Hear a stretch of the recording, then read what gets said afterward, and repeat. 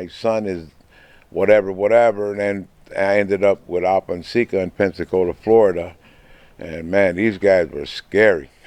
Scary looking for me. I mean, I was rattled. It's basically like I had fear. I was completely scared and fear. You don't mix. That's two different things right there, you know. Did they give you any preferential treatment being in the family? Or did No, you get actually, extra you know hard what? treatment for being in the They put me to the motherfucking test. They basically Great. just beat your ass up and say, this is it. You're not fucking with my sister like that. You know what I mean? It's just, they had to put me in line. They had to put me in check. Somebody had to. They didn't send me to juvenile. They didn't send me to boot camp. I already been there, did it, done it. They sent me somewhere else where, okay, I'm going to send you to my brothers. We're going to straighten you out. And again, keep in mind, I had no clue about wrestling. That wasn't even in the back of my head. I was just going there, which is, I didn't know. I didn't know what I was walking into. But I just happened to be there with Alpenseca, and they're wrestlers. That's what they do. That's how they feed their family. My job is to be there and listen to my uncles and hope for the best with me, trying to straighten out a 14-year-old, 15-year-old kid. You know what I mean? Born in 1960. I didn't know what's going on. I carried their bags. You know, we go town to town, and then we just ended up here in New York a year later in 79, 80s, and then, boom, magic. This is where all the magic happened for the Tonga Kid. When they were first breaking you in, was the lesson learned on the first slam, or did it take you a couple of weeks? Did you wonder, what am I doing? Did you want to quit? How hard was it for you as they were spelling it out to you? Yeah, Listen, kid. you know, it was hard. It really was. It was hard, but at that time, I don't have a choice. I don't have. That's why they sent me to them. They trusted in them to believe to change their son or whatever, and it worked. It worked, you know. Sometimes. What a blessing, too. Oh, it was. We're sending you to the Samoans. Yes, and then end up in New York. And then up in New York, out of all places. I'm just carrying their bags, listening to nephew. Sure. Nephew, do this, wash the car, whatever. I washed their trunk. I've been on the road with them. I met a lot of legends, but never thought that New York City, where I, the Tonga Kid, would land San Fatu with my uncle and get the big break, where all the magic happens. Amazing. Right here in New York. It's basically where it became a star. And we're gonna talk about that magic. But first, earlier you were talking about your family. You have a great family, right? And with every family, there's triumph and tragedy, right? Life and death. But Umaga, Eddie Fatu, your brother. Yes.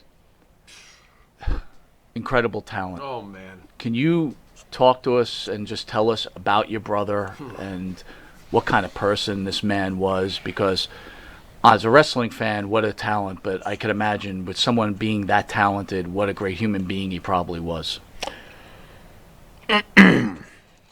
Yes.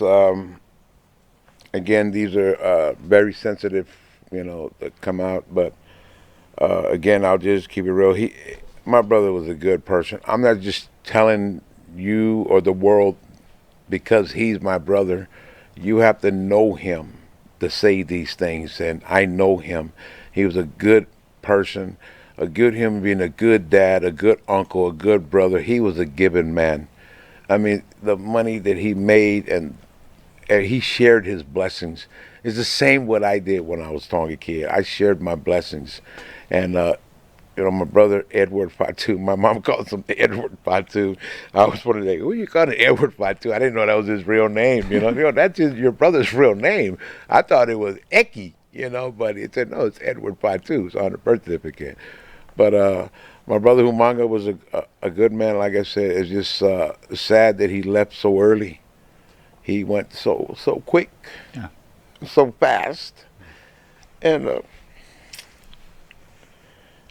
to this day it's hard. We're still trying to deal with it, and I know it's been a while. But anytime you lose a loved one, it's those are hard to bounce back from. We got to learn I try to really learn how to dust myself up. Even with Yoko, I always think, what would be if they were still alive and here with us, or with me? What would it be like? A celebration. There's always laughing and joy all the time with us. So we miss half of that. We miss half of the Samoans, our family. They're all falling. Everyone's falling like dominoes right now. And a lot has to do with the choices they make, the stuff they eat, the things they do in life. You're putting in your body. It's all up to you, whether you want to move forward in life or not. But My brother had some issues he was dealing with, and it can, again, like I said, it can be family issue, it can be work issue, it could be maybe he didn't go. Vince sent him, I guess, to some rehab or whatever the case may be. But again, you can't stick. I can lead the horse to the water, but I can't make you drink it. But yeah, I mean, he's a good person. He really was. Well, Like, again, I'm not saying that because he's my brother. Please don't. I'm not trying to be a hero or saying, oh, you only say it because his brother. No, I'm telling you, he is a good person, a good human being, a good dad, a good brother. He was just a giving person, and he was humble. He just happened. I mean, the spotlight they gave him, he earned that. I mean, he's a good fucking wrestler, man. A good worker, a savage, a beast, a bulldozer. You call it all. You combine all them wrestlers in one. That's my brother Humaga right there. Sam, I would hope that it would be comforting, at least to you, because I'm sure you recognize this. Since his passing, his legend amongst wrestling fans has grown to almost mythological proportions. People want him in the Hall of Fame yesterday. I mean, that must make you feel good, at least, I would assume. Yes. I mean, at least they recognize him. At least they thought about him. You know what I mean? It was great. Sam, I'm going to tell you a true story. Great. I have a daughter. She's 30 now. If I was going to have a son, and my wife could back this up, my daughter could back this up, I was going to name my son Umaga. And No that is way. the truth. No, that is the truth. If my wife was here, she would tell you. I was Umaga naming Monty. my son Umaga. There's Humaga right here. That's it, baby, Umaga. Ay, ay, ay. So, Sam, you had some children, and from what I've read, your wife had a heart attack during childbirth and recovered, God bless. Yes. Can you tell us that story of what happened and how you felt during this whole Which thing? is also medically unheard of, from what I understand. Well, thank too, God. What happened in that situation? Thank God and God bless. Yeah, That's the man, that was a 12 years ago. This motherfucker mine. I need a zip for that, man. 'Cause that's a totally. a little more? That's really yes. At commercial break, I'm bringing it over. All right, refill. all right. Right here, baby. Yes, got you. Fucking wine. So I thought she had the flu. She wasn't feeling good one night, and I thought, of course it was flu season that time. So what are you supposed to think? So anyway, I ended up taking her to the emergency that night. It was about late, like 2 a.m, maybe 1, and I go park the car, like I always do, and she goes in, and then I come in, and they said something's wrong with your wife. I said, oh, what's going on? She said, oh, she's pregnant. That's what they told me. I thought she had the flu. They go, oh, no, she's pregnant. I said, okay. That's the first visit. The second visit, we go, now I know she's pregnant now. We know. This is a shock because she wasn't supposed to be pregnant. She's not supposed to have any kids, period. I was 45 years old. She's not supposed to have any kids. Well, second loop around, now we know she's pregnant. She knows she's pregnant. Boom. Never didn't know we were going to have twins. Never at all. We thought it was one baby. That was it. Anyway, so the next visit, now we go for her checkup. Pregnant ladies go to regular for checkup, not emergency appointments, right?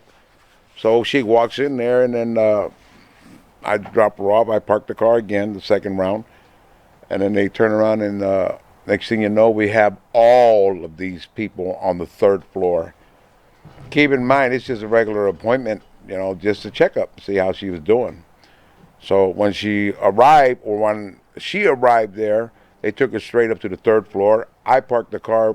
When I arrived, I couldn't get up to the floor because there was too many commotion happening. I don't know what's going on. I have no idea. In my back of my mind, that ain't my wife. Right. That ain't my wife, Right. But I know the floor else. she's on Right. because I said, oh, she's on the 3rd floor. You already text me? So, okay.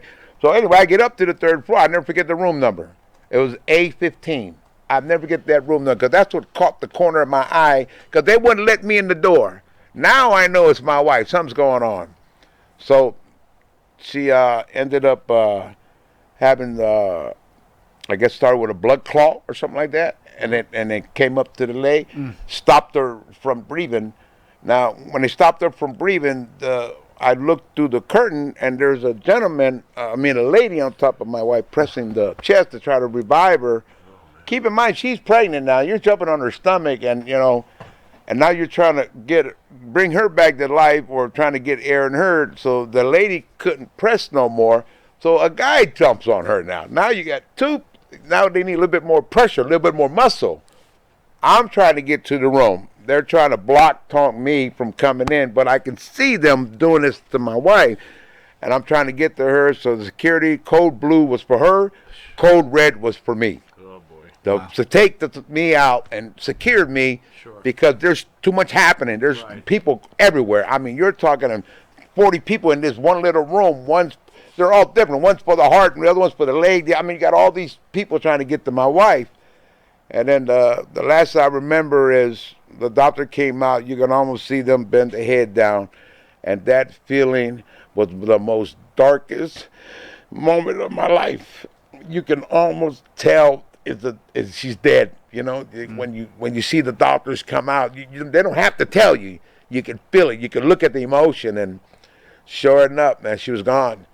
Yeah, she was gone. They covered with the blanket. I could see through the rope. That's how I knew the door number, because of the I can see through it all the way, but I remember that room number, and I remember them covering her with the white sheet, and the doctors were outside in the hallway talking, and they secured me in some lunchroom and sent a preacher up there to me, a preacher towards my way, not to her, but to me, to calm me down.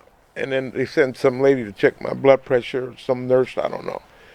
And then I think maybe 4 minutes later, the gentleman runs out to the hallway, and the doctors are sitting there trying to figure out, like, what happened. Like 4 or 5 doctors don't even know what happened. They said something about a blood clot, and then I guess some other stuff, whatever. I don't know. I'm not a doctor, so I don't know. But then all I heard was this voice, like, we got to pause. We got to pause. Right. And then, boom, it's like, again, every fucking traffic again. People want to be fucking running all over it. We got to pause. It's like fucking winning the lotto to them. Yeah. I don't know what that shit is. I can't get in because they locked me in the fucking lunchroom where they have lunch, these nurses and doctors. So they went back, boom, we got to pause. So, boom, they got the pause going. The other doctor comes in with you can hear them running down the fucking the hallway like spoons and forks. But this is not an emergency room. This is not a place where you cut someone and do surgery. This is an appointment. So they cut her, no anesthesia, nothing. They straight got the knife, just cut my wife. And they cut her like she's going to live. They could have cut her any way they wanted, just to yank the babies out. Your next thing the doctor had to do was to save my kids, the baby, the twins. They didn't have, whoever cut her wasn't trying to save just the twins. They cut her underneath where they wear the bikini, just like whatever you call that stuff, how they cut ladies to bring the babies out. I don't know what they call that. But they cut it like she's C-section. Mm-hmm. But they could have cut her like this. They could have cut her and just get the fucking babies out. Right. Right now we need to focus on the baby. The wife's dead. Didn't work that way. When they cut, whoever cut that doctor, until this day I met her, she's the one that cut where they want to save all 3 parties. Mm-hmm. We can't go outside and tell that guy over there that lost all 3 of his family. I might as well just jump out the window too. I ain't got nothing else to live for. But I mean, besides my other kids are grown, you know. Right. But anyway, yeah. As soon as they said we got the pause, boom, and then they came in with all these nights, no anesthesia, no nothing. My wife, she's already gone. As soon as they cut her stomach, the way they explain it, don't talk doctor to me. I know what a stroke is. I know what a heart attack is. Just talk straight. Tell me what happened. What do we? So when they cut her, they almost say it's like popping a balloon. When you pop the balloon, the air came out. So when they cut her, boom, the babies come out. Now the blood, everything's flowing now. So it's almost like, okay, you know, whatever's happening is fucking happening. The babies are out. They got her breathing through. Everything is moving. We got 48 hours. Did she make it or she don't? Right now she's critical condition. Same time the babies, the same way my kids. They were 26 weeks. They didn't even have a heart. They had a heart, but it's not fully developed. So one doctor holds one of my son, Marley Fatu. I got a girl, Miracle, and they're doing the heart, the same thing what they did to my wife when she was. So now you got one doctor having them like that, and they had the finger, and they're walking my kids down the twins, pressing to keep the heart pumping till they got them to wherever they need to get them. because this is not even an emergency room. Has nothing to do with a drama. It's a regular practice. It's just a regular appointment room. You Crazy. you just go to fucking for a checkup. Right. And all this shit took place in that room. Never happened in California history at all. Till today, people still talk about that. Never happened. Usually they call code blue, they lose them. This code blue, they didn't lose my wife or my kids. You know, they code red, well, of course, for me, because I was already, I don't know what's happening. I'm freaking out, you know. But, yeah, that's how all that happened. Now I got two healthy, beautiful twins, Miracle and Marley, you know, a set of twins, 12 years old right now. So, again, I just give, you know, right place at the right time. The doctor, I guess, if I didn't take her in that day, or she would have, I would have lost her. Very blessed. Yeah, I would have lost her. Yeah, if I would have waited another day, we wouldn't be talking about it. Well, you know? with that, say God bless and thank God. Man. With that, we're going to take a quick commercial break, and we'll be back with pro wrestling legend, and I'm allowed to call him this, the Tonga Kid. Do you treat your dog as part of the family? Well, so do we. So why not celebrate your pup's birthday with the ultimate party box? Check us out on Instagram, Twitter, and Facebook at Party Pup Info, and let us make your pup's party or any celebration perfection.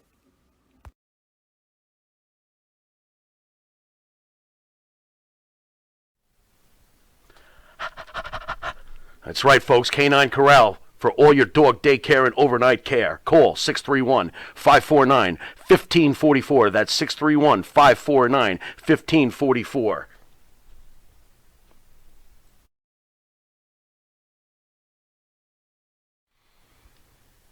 The Monty and the Pharaoh Show is brought to you by... Because wine is your second favorite four-letter word. California wine, New York attitude. Good fucking wine. Yeah.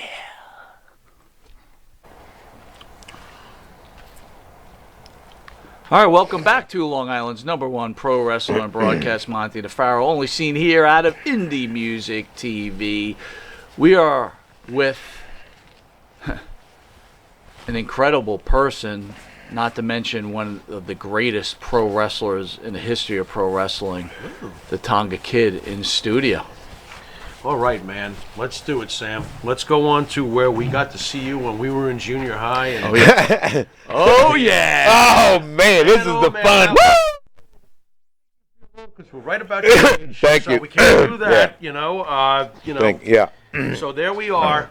We're talking the WWF back in the early 80s. Bob Backlund is champ. We're not at Hulk Hogan era yet for you folks at home. I'm drawing you a picture. Post Bruno Sammartino, pre-Hulk Hogan, Backlund, and the guy named Roddy Piper. Yes. Of course, we all know that you show up in the WWF defending the honor of your cousin, the great Superfly Jimmy Snuka. And boy, oh boy, talk about right place, right time, Man. right superstars. Jimmy Snuka is at his... He's so red hot, forget it. You got blisters all over your fingers if you touch him. Same thing with Roddy Piper. And here comes the Tonga Kid.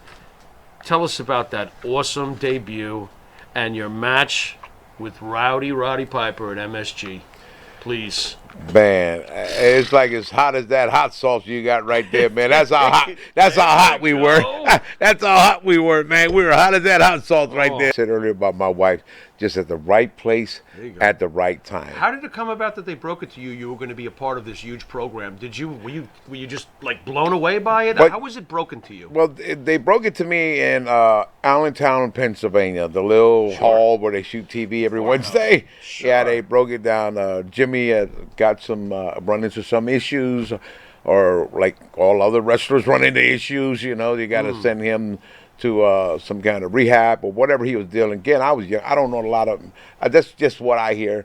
Again, I was there at the same time they were talking about that, and they needed someone to try to not replace him. I could look, with all full respect, I love Jimmy. He's a great person, a good mentor, a good father, good uncle, you name it all. I've been around at the young age, and I'm not trying to take Jimmy's spot. I wasn't trying to act like Jimmy. I wasn't trying to fulfill Jimmy's shoes. I could never fulfill them legend shoes. Hell, we don't even fucking wear shoes. So, that's pretty funny. I mean, goddamn, and motherfucker wine boy, There you go. I can You never. were maintaining the momentum. Yeah, for Superfly, we just had the. I just again had to be in the right place. When they broke that, it was for me. It was an honor. And then at the same time, I thought, man, I was actually like, can I do this? I mean, I sort of doubted myself for a minute there. Crash course, so right? I mean, I don't. They threw me into the lions. Like, yeah, wow, I'm supposed to learn that like right now. How did that Shit, feel? You got 10 minutes before you're on the match, kid. Hurry the fuck up. Oh no, I don't have 10 minutes. I need to overlook this, or somebody got to show me something. Tell me anything. But it was so hot. I didn't realize how hot it was. Because keep in mind, when Snook and Piper, when I jumped in, I'm young. I don't know nothing about the angle. I have no idea who Piper is. I have no idea who Mr. T is. I have no idea who the hell these people are. But again, I happen to look like Snooker. Yeah, you're the Tonga Kid. And Vince said, hey, okay, we're going to make you the cousin. Because back then, there was a lot of Polynesian. If you guys don't look at it, I'll name a few. You got Don Morocco from South Pacific, Hawaii. You got Siva Happy from Western Samoa, South Pacific. You got the Wild Samoans from the American Samoa, South Pacific. You see? So all them areas were covered. We need to hurry up and come up with a name for me. But on my favorite that helped me, it's because of my age. My age. Right. I mean, I was like the youngest. They hired me. You're a baby in that crowd. They hired me. They sure did. Hey, 16-year-old here, we'll hire you. I'm only 16. I can't get a job. You got to be 18 or older to get in the bar. Fuck it. You're 16. You're gonna drop kick. Okay, we're gonna. There you go. Was Vince nervous about getting you out there on? Well, by the way, I want you to understand. Underage. Breaking bread with this man a little while ago, and we were talking about that moment. You ate my fish, though. I did eat your fish, You and you missed out. He ate You my ordered steak. fish. That's his problem. You're a nice guy. What'd you get for dessert? A coconut? The fish is good. I mean, come the on, coconut. Slam. What the hell? You're terrible. He's younger than we are. Who would have known? Wait a minute. That the guy that's made He got hot at me. He got hot. Was 16 years old. Whatever. So I want to tell people out there. I'm not that old. I refuse to admit anything. I want to share the story because I think it's pretty important, right? Yeah, go ahead. In life, there's certain moments that you remember. Of course. And as a wrestling fan, there's certain moments that you remember. Wrestling moments you remember in your life. Yes. This moment, Yeah. that match, I remember like it was yesterday. A few reasons. One, he's new to the Federation. He comes on, they do that angle. Yeah. He's after Piper. He's defending his uncle, yada, yada, yada. Yeah. You can't take him seriously. He's nobody. This is Roddy Piper. They're just going to do this crap on TV. Yeah. All good. It was very entertaining. Yeah. But I remember the month before, Howard Finkel would always announce the main event. Next month's matches. One of the best announcers. Yep. Oh, Announces the main event, Tonga Kid against Roddy Piper. Right. I used to go to the Garden every month. Right. That month, I said, I ain't going to that. Sold out. I'm not ridiculous. Sold out. So we get to watch it on MSG like we used to. Red hot. This That match was ridiculously was red hot. ridiculously Oh my God. incredible. I had to ask him at the dinner table, and please explain. Yeah, he got me is this goosebumps. rehearsed? I got because it right now. I got goosebumps too. got 'em right That now. match is flawless, exciting. Fire. Talk about everything. So I Throwing did your ask soup. you, so maybe you could explain, because I thought it was interesting when we were having dinner.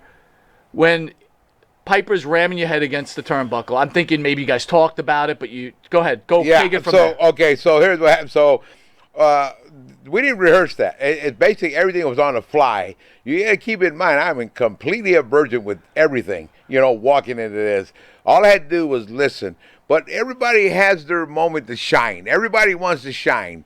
So back then, you got the Michael Jackson, the moonwalk, okay? Michael Jackson, one of the hottest hip-hop in the fucking world right now, right? I mean, back then, the 80s. Well, I sort of put a little 2 and 2 together. Piper didn't even know I was going to do that. He had no idea.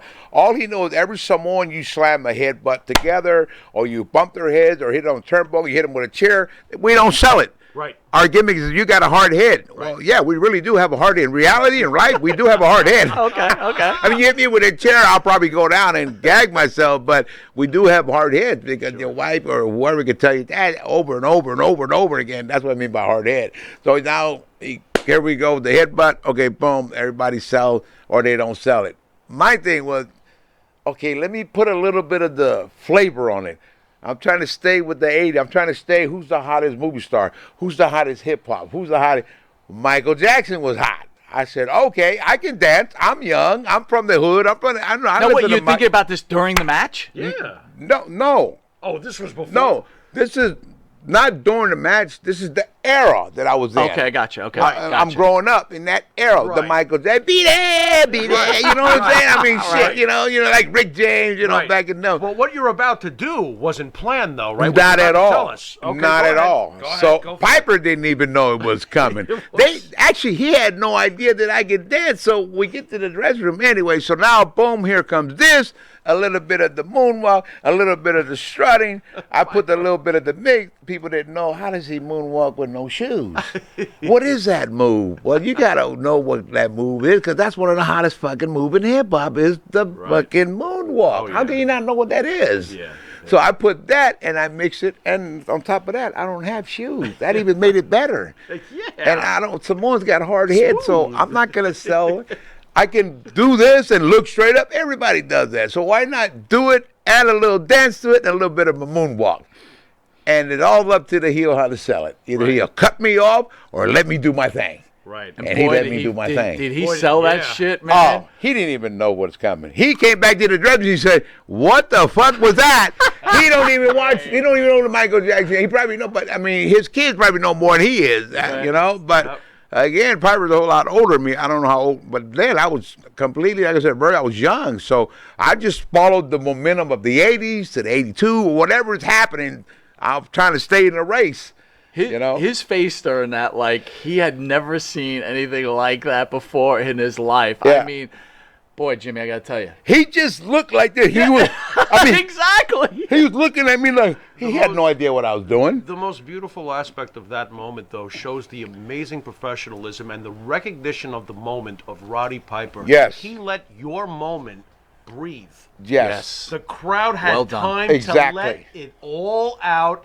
His reaction was, what on earth? Yeah.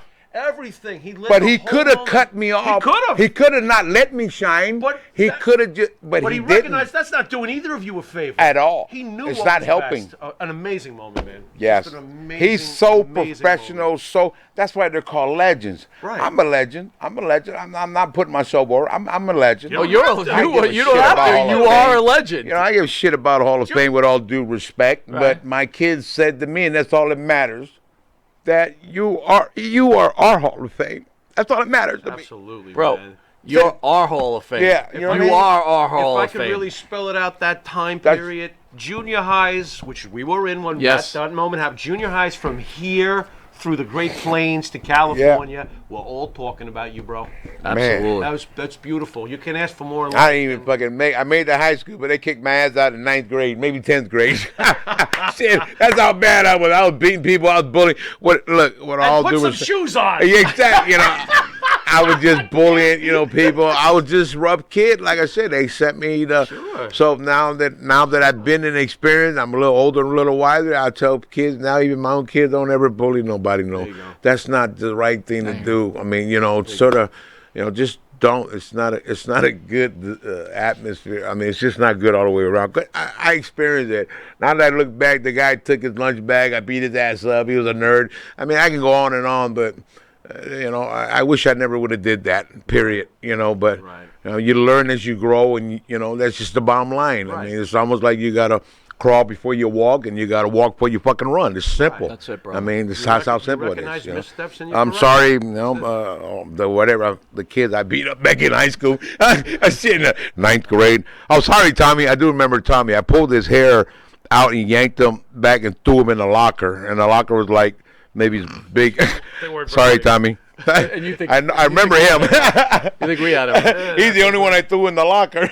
I can't say I had the Tonga So- Kid knock me Sam, out. Yeah. Sam, speaking about Jimmy Snuka, you were on Dark Side of the Ring last year. and they did that special on the passing of Nancy Argentina. So there's so many. We've had many wrestlers on. There's so many different stories going on. Can you just tell us what you know, and do you believe that Jimmy killed that girl or didn't kill that girl? No. Pass, no, and pass. Gotcha. Fair enough. With that, we're going to take a quick commercial break, and we'll be back with, in my opinion, your opinion, Hall of Famer, the Tonga Kid. Jimmy, I got to take a dump. What? No, I mean I need a dumpster. Well, for all those needs, you need to call Big V Dumpster Rental, Long Island, New York, 631-900-DUMP.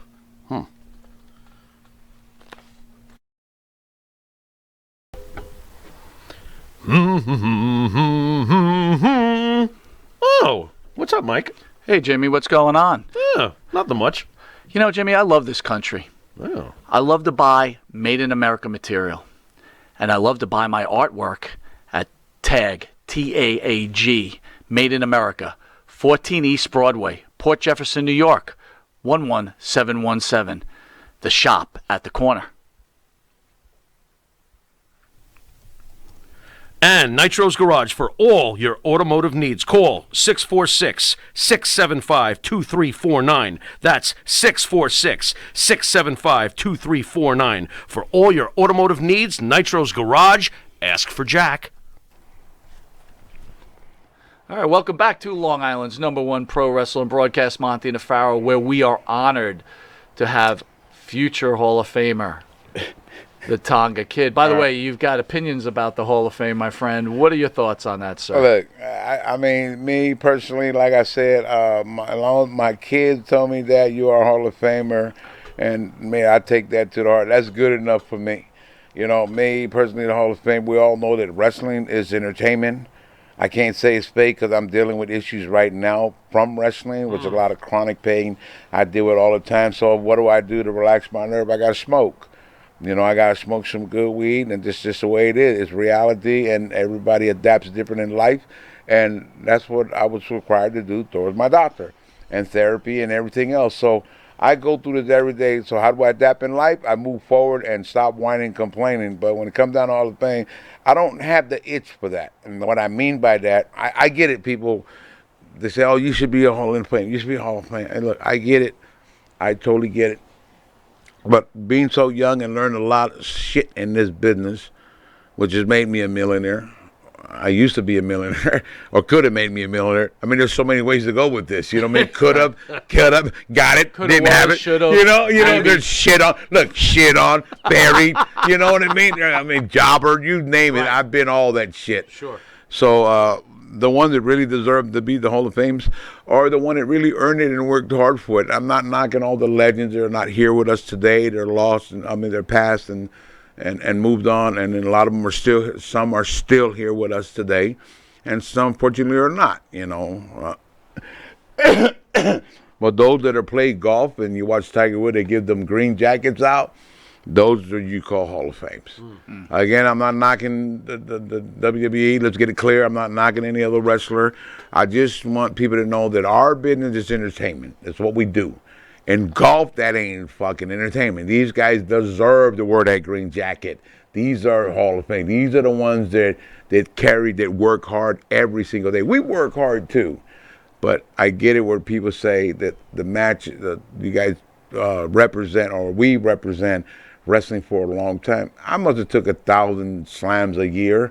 I get it. I know. But I always in the back of my head, I don't want to say fake, because I'm dealing with now, you know, with high blood pressure, chronic pain, sciatic nerve. These two eyes right here these are cornea transplant right here. These two eyes are cornea transplant, and all this is caused from wrestling. My job. You won't get it in golf, you know. You can't. But these are a cornea transplant. Nobody paid my bill. No, WWE didn't pay. Nobody. My wife paid for all that shit through insurance.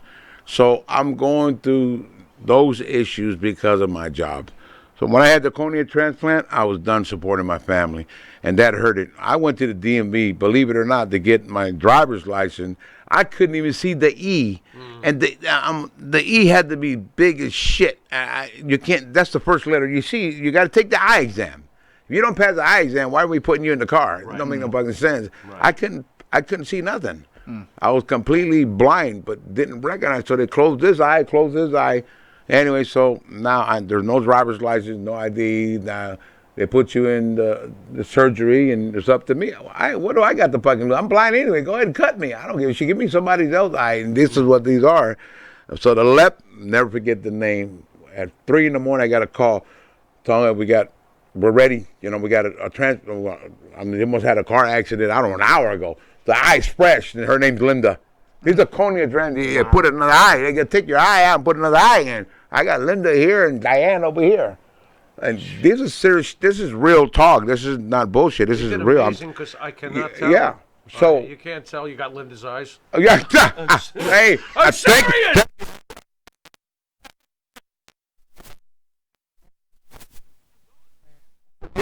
God.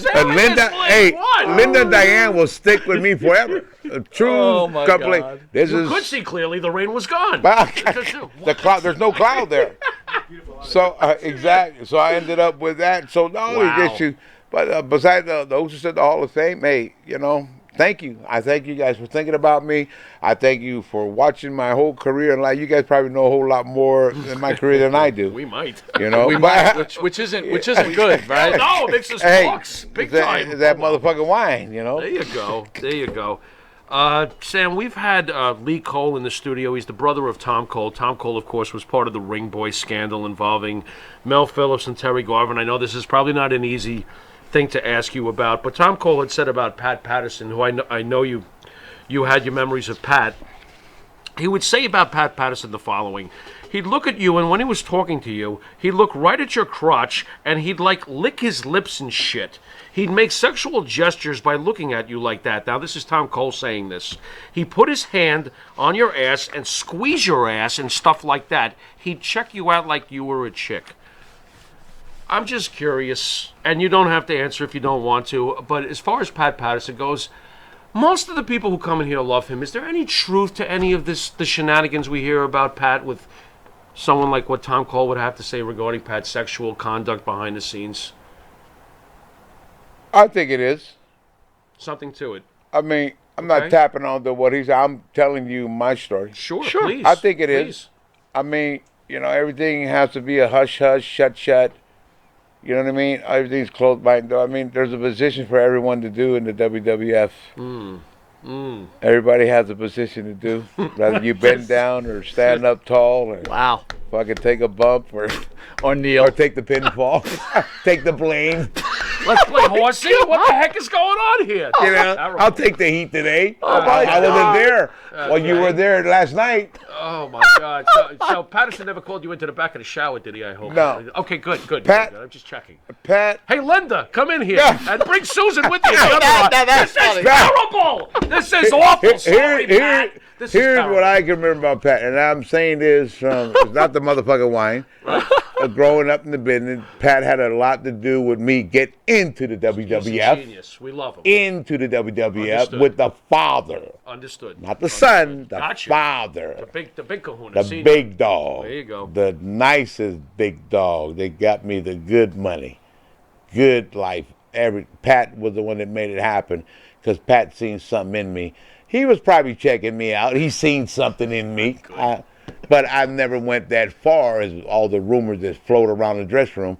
But I do know every time I walk by him, he always slapped me in the ass. He didn't squeeze it.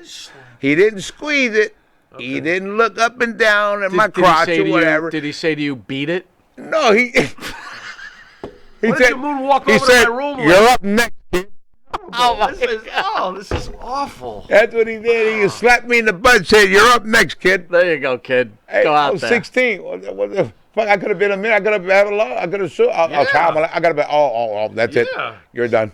These both are minors. What are you doing here? You know, such a kind interview has gone the wrong way. Never slapped, but Pat was a good for me, anyways, I know what other wrestlers, but I speak only for my behalf. He was good to me. He helped me get in the position I was in. He helped me get into WWF.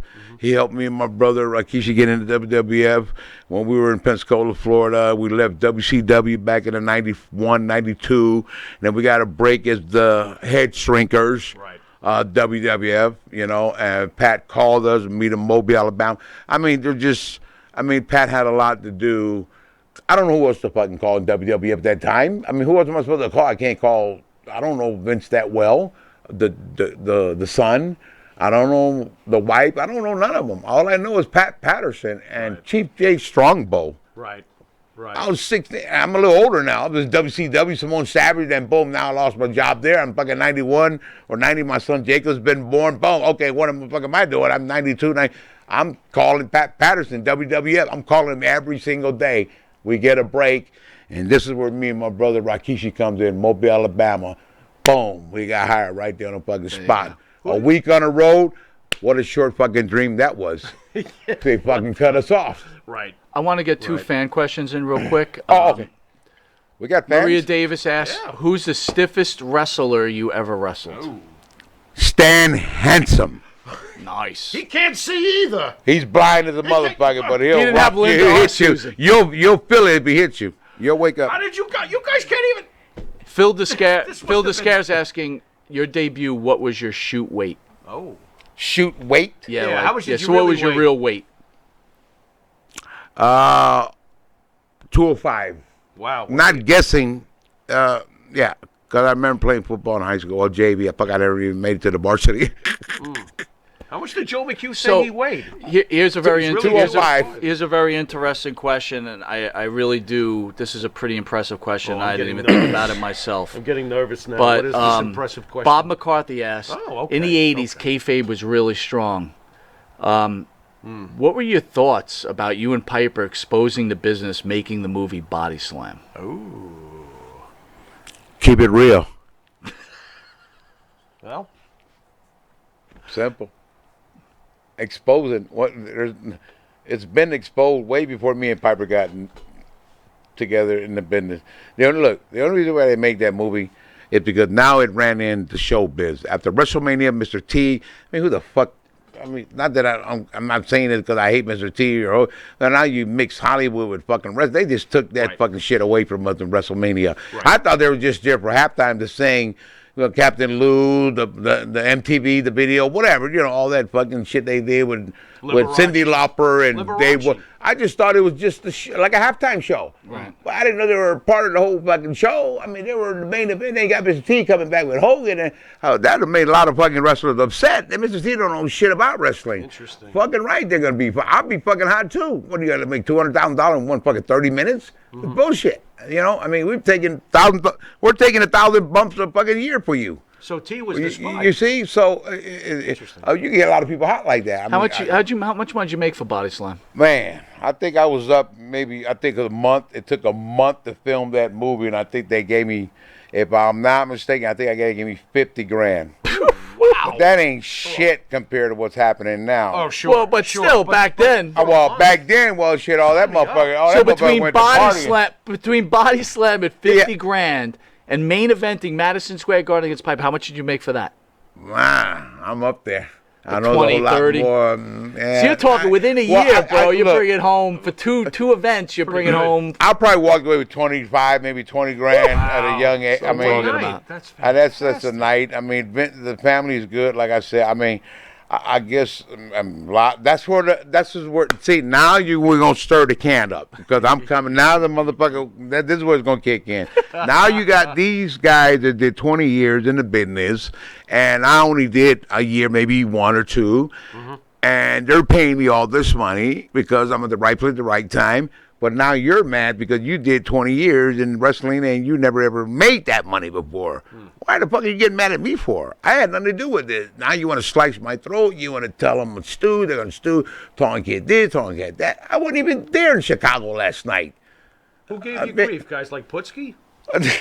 Because I'm thinking Putski right away. That's who I'm thinking. These are just old time. It's almost like, okay, I'm gonna keep it simple and real. Okay. It's almost like the motherfuckers up in the White House.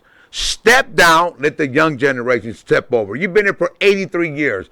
Move the fuck on.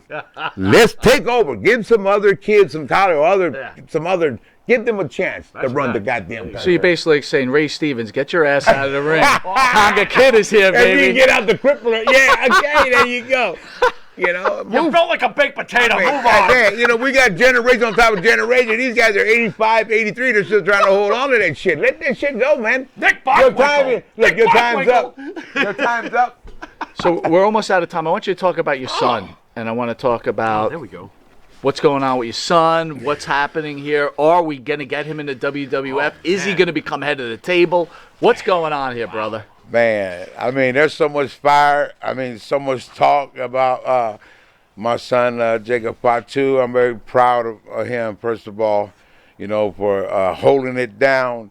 You know, MLW heavyweight champion of the world. Yes, sir. Again, we all know this shit to work, but again, you got to have leverage somewhere in this business. I mean, you know. Yep. But again, you already seen the talent. I ain't got to talk about that. It's in the bloodline, Samoan Dynasty.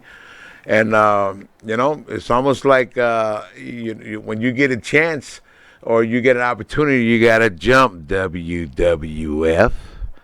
So you had the chance or you had an opportunity and you didn't jump. Now you're trying to jump. You know, I'm not saying it's late. There's always negotiation. There's always, you know, let's fellowship or talk about it or whatever. But I think my son is doing well. He's holding it down good. He's a good champion. The longest in MLW, I think 743 days, I'm not mistaken. Yep. Again, to get it clear, I'm not saying it because he's my son. I ain't trying to put him over, but and it is in reality. This is the story. There's nothing new I can tell you. That's already out there in the internet. So all he had to do is just maintain the exercise, stay in shape, and watch some of his old dad's videos back in the 80s where the fire comes in and the moonwalk and you know, all that good stuff, you know. But how heavy has the flirtations been with Vince? Because it makes no sense to me why they would not pull the trigger with this. You've got Roman Reigns doing his thing, and here's your son. What on earth? I mean, how heavy has the flirtations been with the company? Is he close? Is it close? Because it should be. I'm talking Vince right now. Yeah, but it should be. It should you be. would think Roman should be his right-hand man like Umaga was. Harakishi was, Yokozuna was, Peter Maivia was, The Rock was, the list motherfucking goes on and on and on. The Tonga Kid was, Haku was. You want me to keep going? It's a long, shit. Wild Samoans, you see what I'm saying? Long How can you not flip a coin or tap and say, hey, bring them in? That's how easy it is. Oh, it's going to happen. That's how easy it is. It's going to happen. But you want to show power, okay? What's power going to get you? All right, brother. So we got one final question, which we call the Pharaoh's final question. It's Sam. It's an unscripted question. It's coming straight out of the star of the show's head. He's going to hit you with it, and off we go. Jimmy, what do you got for him? All right, Mr. Fatu, give me your favorite moment in your career. Of all the moments you've had, you just got to give me one that you said this is why I did this in the first place. I did wrestling in the first place was for my mom, my dad, and my siblings. That's why I did wrestling. Went into wrestling was to help my family. Period. I didn't do it for me, man. I did it for them. That wasn't my dream to become a professional wrestler, but it was an opportunity that I took, and I'm glad I did. I probably would have never made it to the NFL, but my whole thing was to play NFL football, you know.